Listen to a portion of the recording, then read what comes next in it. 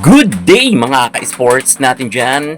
Kilala nyo pa ba ang babaeng ito ng panahon niya? Well, wala ka nang maaaninag sa kanya na naging isa siyang babae sapagkat napakagwapo niya na nga ngayon at masasabi natin na isa siyang heartthrob pagdating sa kanilang bansa.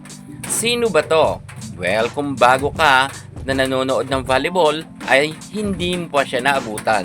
Pero kaming matatagal na, alam namin na siya lang naman yung nagpahirap sa Team Philippines ng panahon nila Alyssa Valdez, Mika Reyes, Jaja Santiago at Abby Maranyo.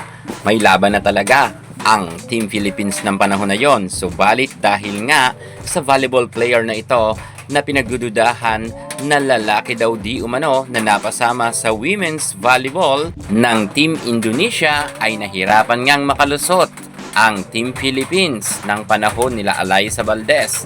Pero, kumusta na ba ngayon ang nasabi nating volleyball player na ito? Atin kikilalanin at papasukin ang mundo ng nasabi nating dating women's volleyball player na ngayon ay isa ng heartthrob. I'm sure mag-a-agree kayo sa akin at dahil napakagwapo niya na sa kasalukuyan at kukumustahin natin ang nasabi nating volleyball player na ito na dating babae at lalaki na talaga ngayon. Pero bago ang lahat, subscribe ka muna. Click ang ating notification bell para lagi kang updated sa lahat ng issue sa volleyball. Susunod na!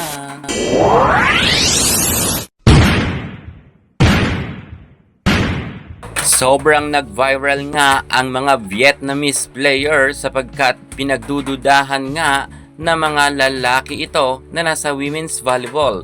Maging si Tuyen nga sa kanyang pag-atras sa FIBA World Cup Championship ay napagdududahan di umano dahil nag-withdraw nga ito at hindi naglaro.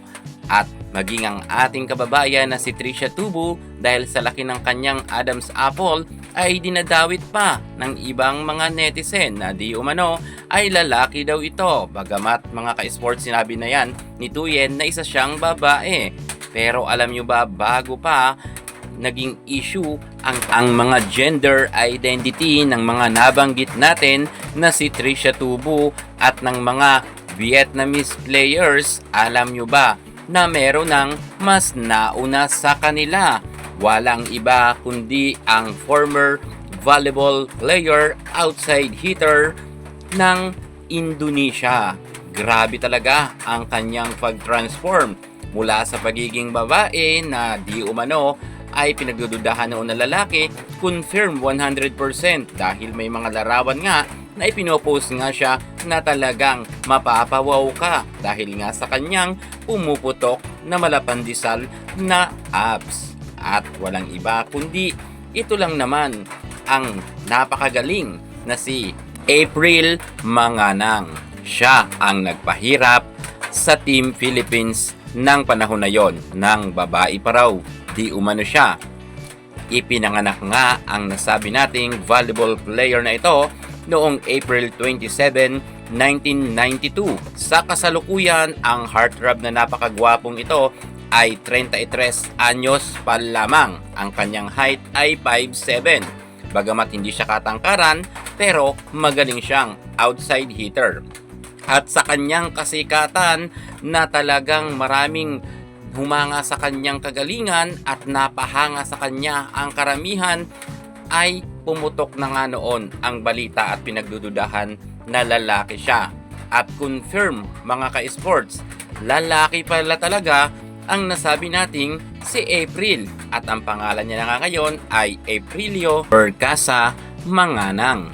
At sa kasalukuyan ay nasa serbisyo nga siya bilang sundalo sa Indonesia. At kamakailan nga lang ay naparangalan pa nga ang nasabi nating dating women's volleyball player na ito. At alam nyo ba, iniwan niya na talaga ang kanyang kasikatan sa paglalaro ng volleyball dahil mas nagpakatotoo nga itong si Aprilio. At ngayon ay tunay na lalaki pala siya. Well, sa mga netizen naman dyan na nagsasabi na di umano ay nang daya raw ang Team Indonesia sapagkat lalaki raw ito, bakit isinama pa sa women's volleyball team ng Team Indonesia? Well, mga ka-sports ng panahon kasing iyon, ang masasabi natin na nagdududa pa rin siya kung ano nga ang kanyang tunay na kasarian. Meron talaga kasi mga ka-sports na isang tao na minsan ay dalawa talaga ang kanyang kasarian. Pwede siyang maging babae at pwedeng maging lalaki. Pero mas pinili nga ni April na maging Aprilio siya at sa kasalukuyan ay happy nga siya sa kanyang pagiging male identity na talagang pinatunayan niya sa kanyang sarili na tunay siyang lalaki. Nagkaroon nga siya ng kasintahan at sa kasalukuyan ay ikinasal na nga ang nasabi nating si April. At eto na nga, happy na siya sa kanyang buhay, may asawa. Kaya sa mga nagsasabi dyan at nang babash dyan sa ating magaling na outside hitter from Indonesia, huwag niyo siyang husgahan dahil meron talagang minsan may isang tao nga na dalawa ang kanyang gender identity.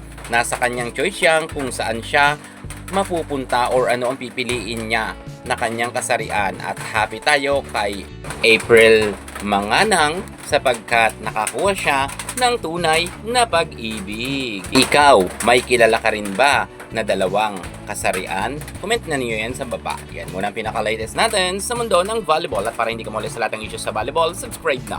Thank you so much. God bless.